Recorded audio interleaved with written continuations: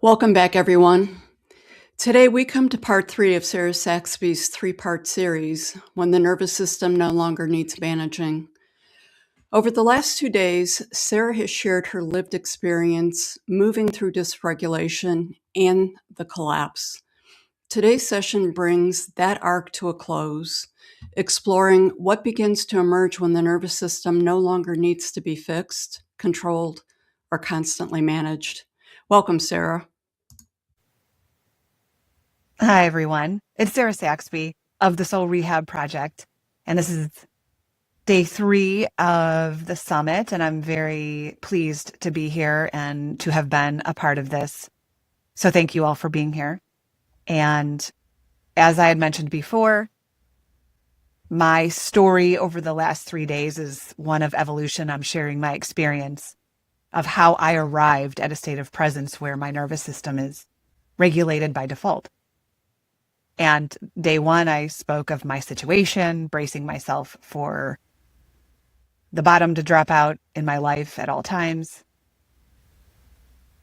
Yesterday, day 2, I spoke about actually leaving everything that caused the misalignment of my life and arriving at a state of presence. And today I would like to talk about what it's like to exist in a state of presence, how I realized this is where I'm speaking from, and what it's like to be here, what it's like to live in a state of stillness. It might not be what you think, because I know for myself, I thought that it would be some magical place where nothing ever happens and it's wonderful and there's no stress, and that's not true. But I will tell you that no matter what goes on internally, it's still. And I'm going to explain that. So one of the things that happened, well, for starters, I realized that once I calibrated and I faced all of my lies and my betrayal, and I sat in that void for long enough, and the script, the prison, the illusion, whatever you want to call it, wouldn't take me back, no matter how hard I tried. So I sat in that void. I sat in that fire rather than be able to grip on to something like I always have in the past for security. I sat there and I calibrated, and I came out the other side very still internally, but you don't automatically know. It's kind of like somebody blindfolded you, spun you around, drove you somewhere, and kicked you out of the car, and you had to figure out where you were. That's how I felt. But one thing that I noticed is that I no longer reached for outside guidance because it didn't feel like it was doing anything. It didn't feel like it mattered. So I had a spiritual teacher my entire life, and nothing she said felt like it made any sense. And I no longer felt like I needed to meditate because I already felt like the state you try to reach during meditation I was living in. That's how it felt. I stopped praying.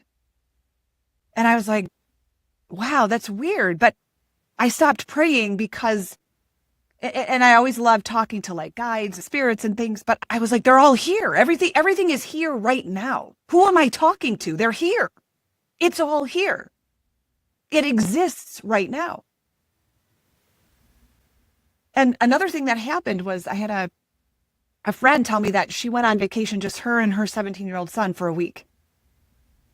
And I was like, this is how I figure this out.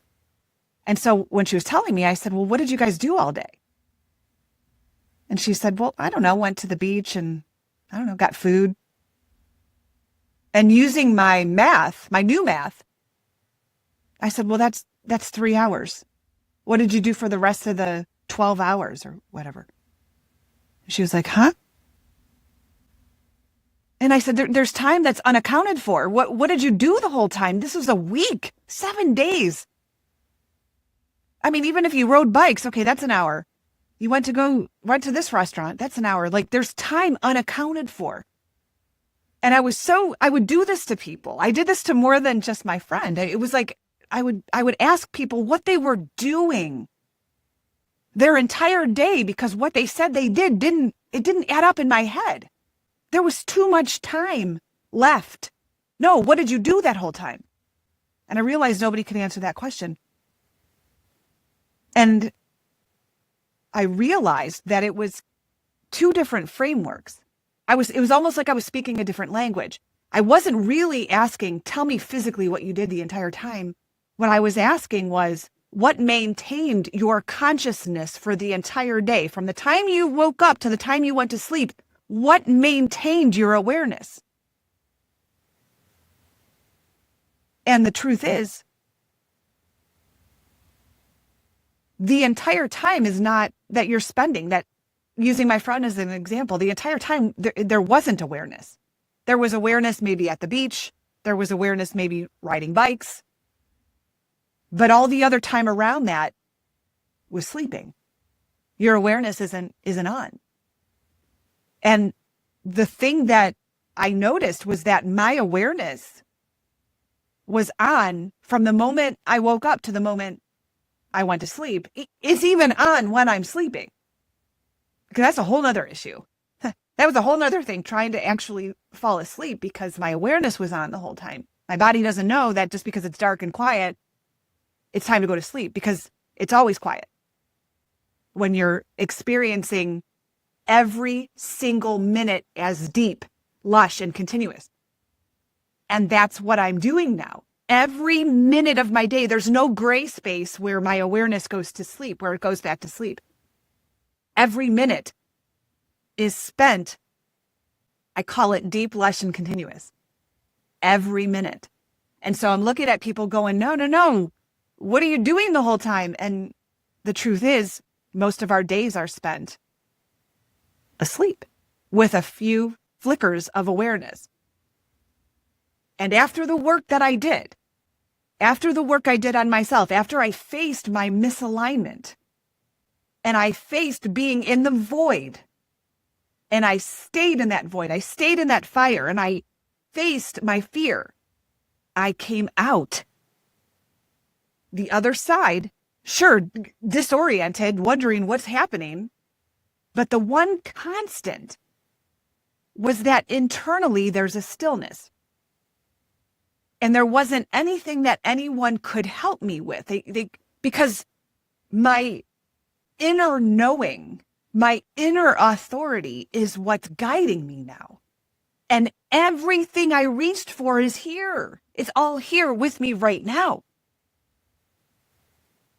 And I want to be clear that I know I'm speaking from a place of presence. And I did the work to get here. I'm now living in alignment because I'm no longer going into a job I had to, pretend I liked.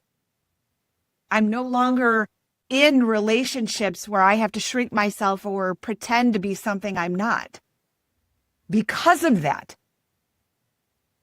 I woke up in pure presence. But I do want to say that even though I'm speaking from a place of presence, I still have all the range of emotions. There's still an intensity. I'm still feeling everything. There's just no swing. There's no crash. There's no come down. Regardless of what I'm doing, I could be on a roller coaster. I could be at a beach. I could be sitting in my living room. There's a constant. It's continuous. So I can feel the excitement of being on a roller coaster. I could feel the beauty of being at a beach, and I can be in my living room. Still, it all feels the same. I still cry. I still laugh. I still enjoy things. But what's constant is the stillness and the fact that my awareness never goes to sleep. It's on all the time.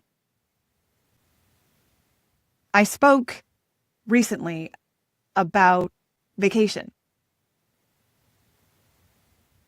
and I got a lot of interesting comments because it was people who are still using vacations to escape their misalignment, the life that they built that is not aligned. So vacationing is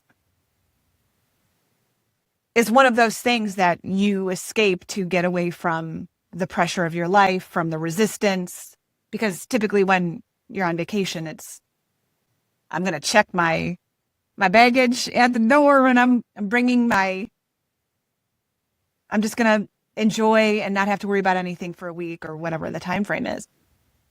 And I had said that once I reached this state of presence, one thing that I noticed was that it didn't matter where I was physically. And I'm sitting here looking at snow right now. And if somebody said to me, well, I'll give you an option for free. You can go work on a beach somewhere, or you can stay here in the snow. And I realized for the first time in my life, it wouldn't matter. It wouldn't matter. And I spent the majority of my life, like most people, saying, wow, I'd so much rather be on a beach. I'd so much rather be able to just wear a tank top and shorts and flip-flops. But now it doesn't matter. I wouldn't feel any different whether I was on a beach or in the snow, whether it was raining. It doesn't matter. Internally, there's a calmness that doesn't change because of where I'm at, because of what I'm reading, because of what I'm listening to, because of what someone's telling me to do. It's always still, with all the range of emotions, all the intensity. It's not that there's no stress, there's no pressure. Nothing outside looks different. I don't look different. It's internal. Everything is already here with me right now.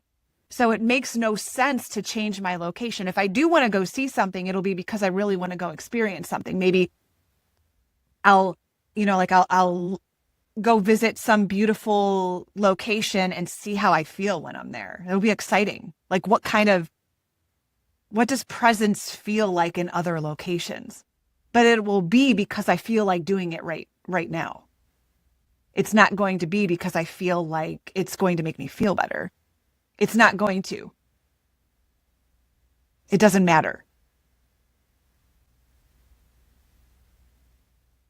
I came to a place where I realized that I was living a life of misalignment. My nervous system was doing exactly what it was supposed to do.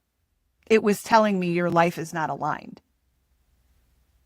And regardless of the things that I did to try to come back into alignment, I was still living the same exact life. My life looked exactly the same. And I realized that until I uprooted those things that were causing the misalignment in the first place, I was going to be on an endless path of decorating the walls of my prison. So whatever it was inside of me that said, you're no longer going to abandon yourself, you need to be true to who you are. And I realized what I have done to myself over the years and how I betrayed myself and how I abandoned myself and how I lied and shrunk myself to fit into places I should have never been. It was all by design. It was all perfect. But it wasn't until I faced those things and started living a life that was more aligned with who I am, who I truly am. And I'm not going to say it was easy, but everybody's different. My experience doesn't mean that that's going to be your experience. The difficulty, the crying in a fetal position, the begging, the screaming, the tears. I mean, to get me to where I am, I wouldn't trade a thing. And now I'm living in a place where it's not structured. It's very open. I feel every day. I feel, what do I want to do today? What do I want to speak on? Maybe it's nothing. But I no longer live with a a secure floor. It doesn't exist anymore. And I'm still here and I'm still okay. I feel everything, but at the core, it's solid, it's still, it's continuous, and it's lush. It's deep. And I feel every minute. But that's because I can look in the mirror and say, I'm no longer betraying myself. I'm no longer shrinking. So again, I really, really appreciate the summit. I appreciate being a part of it and amongst so many people who are truly dedicating their lives to helping people. And I hope my story helps. It helps orient you, helps give you some sort of direction or orientation. And I appreciate being here. So thanks, everyone. Wow. That was really powerful. As we close this three-part series, we are reminded that regulation isn't something to achieve. It's something that unfolds when the effort falls away and truly the safety is restored. Sarah, honestly, thank you so much for your honesty, your courage, and willingness to share this journey so openly, including the parts that are rarely spoken. To learn more about Sarah, you can go to her website, Strategies for Happiness, or you can follow her on our podcast, The Soul Rehab Project. Thanks again, Sarah.